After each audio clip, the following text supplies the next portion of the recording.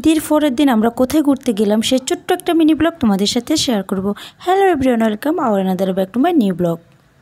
যদিও ভিডিওটা আগে করা ছিল, তা আজকে তোমাদের সাথে শেয়ার করলাম। আজকে আমরা ঘুরতে যাচ্ছি ঢাকা থেকে গাজীপুরের সোহাগফুলি রিসোর্টে। ঢাকা থেকে কিভাবে গাজীপুর সোহাগফুলি রিসোর্টে আসতে হয় সে সব কিছু তোমাদের সাথে এই ভিডিওর মাধ্যমে শেয়ার করব। ফাইনালি আমরা অনেক দূর পথ পাড়ি দিয়ে সোহাগফুলি রিসোর্টে চলে আসলাম, আর এটা হচ্ছে মেন গেট।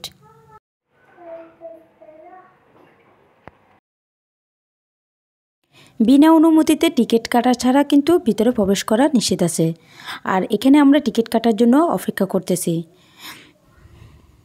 তোমাদের যাদের গাড়ি আছে তারা চাইলে গাড়িটা বাইরে রাখতে পারো অথবা ভিতরে ঢুকাতে পারো, আর ভিতরে ঢুকার জন্য আলাদা একটা টিকিট কাটতে হবে। অনেকক্ষণ ওয়েট করার পর ফাইনালি আমরা টিকিটটা কেটে ফেললাম, আর একটা টিকিট কিন্তু 200 টাকা করে। এরপর আমরা ভিতরে প্রবেশ করলাম। ভিতরে ঢোকার পরে ফার্স্টে এই জায়গাটা তোমাদেরকে দেখিয়ে দিচ্ছি। জায়গাটা কিন্তু অনেক সুন্দর। এই দিক দিয়ে আমার ছোট্ট মেয়েটা সুন্দর করে দুষ্টুমি করতেছে অন্যান্য বাচ্চাদের সাথে। সে তো অনেক খুশি। যেখানে বাচ্চারা সবগুলো একসাথে হয় তখন কিন্তু অনেক ভালো লাগে।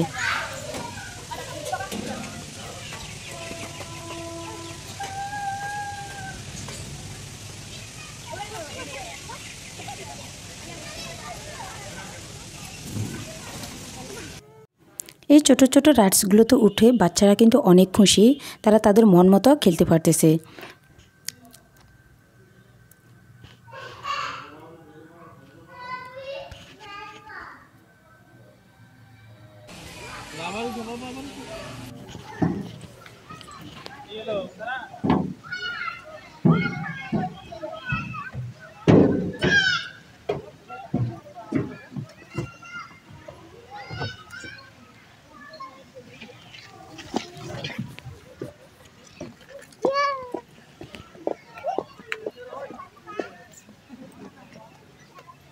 মূলত এই জায়গাটাতে বাচ্চারা খেলাধুলা করার জন্য তাদের অনেক খেলাধুলার জায়গা রয়েছে এবং অনেক খেলনার জিনিসপত্র রয়েছে।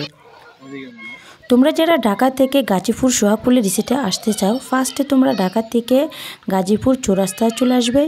এরপর চৌরাস্তা থেকে কালিয়াকৈর চন্দ্রাতে আসতে হবে, আর চন্দ্রা থেকে রিকশায় করে 20 টাকা ভাড়া দিয়ে চলে আসবে সোহাগফুলি রিসোর্টে।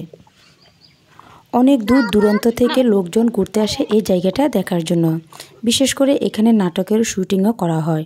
আর এখানে থাকার জন্য রয়েছে হোটেল, খাওয়ার জন্য রেস্টুরেন্ট এবং সুইমিং পুল, সব কিছু রয়েছে। আস্তে আস্তে সব জায়গায় তোমাদেরকে ঘুরে দেখাবো। পুরো ভিডিওটা তোমরা দেখতেই থাকো, তাহলে সব কিছু তোমরা দেখলে বুঝতে পারবে জায়গাটা কত সুন্দর।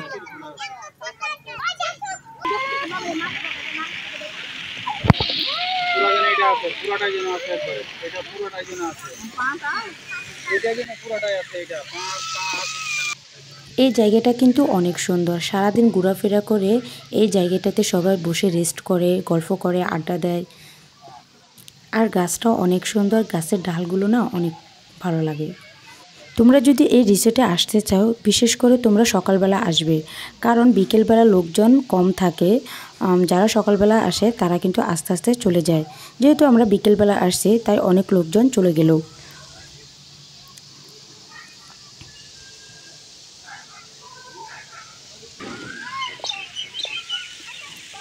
এখন আমরা পার্কিং সুইমিং পুলে যাব, আর সুইমিং পুলে যেতে হলে একজনের 300 টাকা করে টিকিট কাটতে হয়, না হলে তারা ভিতরে ঢুকতে দেবে না। আর আমরা 3টে টিকিট করে ঢুকে পড়লাম সুইমিং পুলে।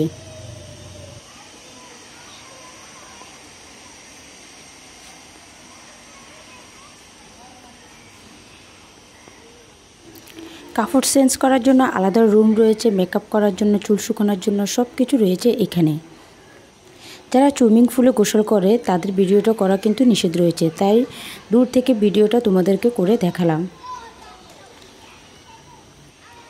আমরাও কিছুক্ষণ পরে সুইমিং পুলে নেমে যাব, তাই ওদিক দিয়ে রুমে আমার মেয়ে এবং আমার হাজব্যান্ডটা চলে গেল কাপড় চেঞ্জ করার জন্য। যেখানে কাপড় চেঞ্জ করা হয় সেখানে চুল শুকানো থেকে সব কিছু, ওখানে মেকআপ বক্স সব কিছু দেওয়া থাকে। চাইলে তোমরা আগের মতন ঠিকঠাক হয়ে রেডি হয়ে বের হতে পারো।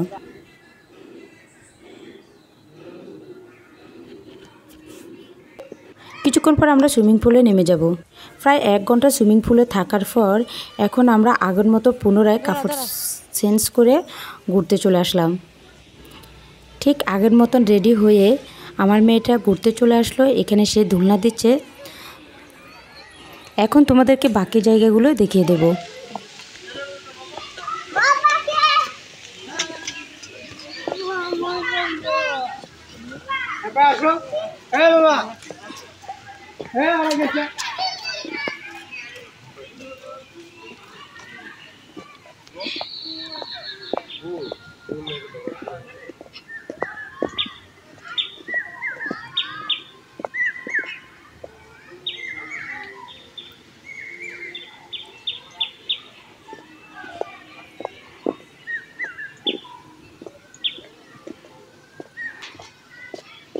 আসো।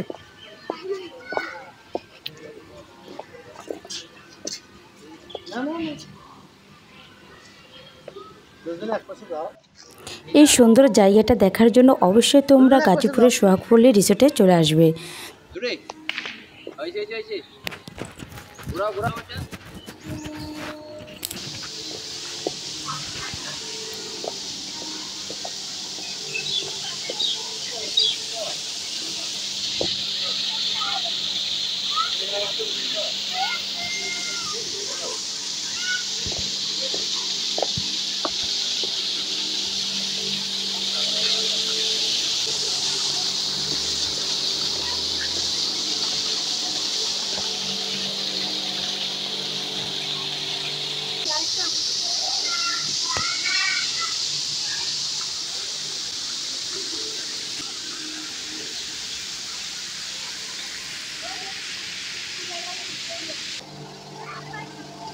তোমরা যারা সোহাগপল্লী রিসোর্টে ঘুরতে আসবে অবশ্যই সকালবেলা আসবে, তাতে সারাদিন ঘোরাফেরা করে এনজয় করতে পারবে। সারাদিন ঘোরাফেরা করার পর ফাইনালি এখন আমরা খাওয়ার জন্য রেস্টুরেন্টে যাচ্ছি। আর ভিডিওটা যদি সবার কাছে ভালো লাগে অবশ্যই সবাই কমেন্ট করে জানাবে। ওরা কিন্তু খাওয়ার জন্য ঢুকে পড়লো। আমি আবারও উপর থেকে তোমাদেরকে জায়গাটা দেখিয়ে দিচ্ছি, জায়গাটা কত সুন্দর। আজকের মতো ব্লগটা এখানে শেষ। সবাই ভালো থাকবেন, সুস্থ থাকবেন। আল্লাহ হাফেজ।